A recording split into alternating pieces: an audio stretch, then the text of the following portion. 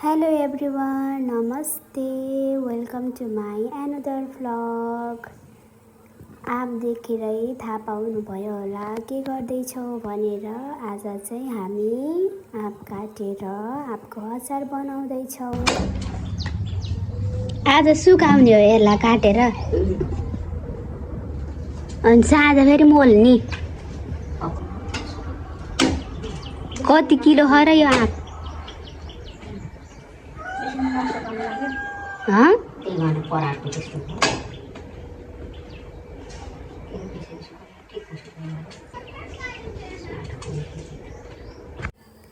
यता चाहिँ मम्मीहरूले आँप कटिङ गर्दै हुनुहुन्छ, अनि आँप काटेर यसलाई सुकाउन पर्ने हुन्छ साथीहरू।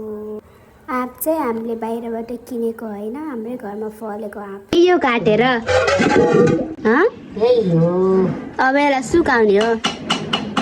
सुकाउनु पर्दैन।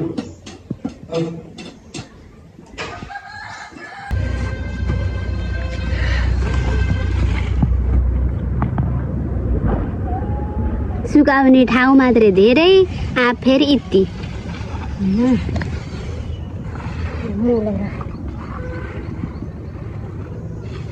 एउटा यस्तो गटाङ गुटुङ सिकाउन कहाँ हो र त?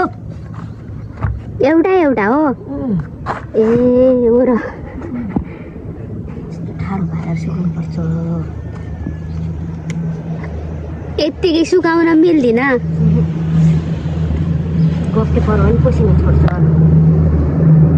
सुकाउने तरिका यस्तो। त्यही हो।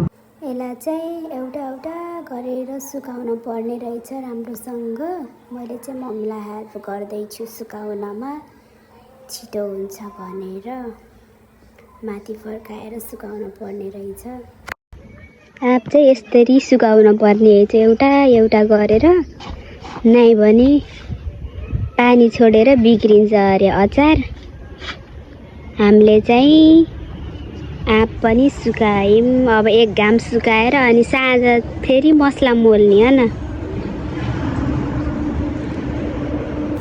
हाम्रो आँपको अचार चाहिँ यता रेडी भइसकेको छ।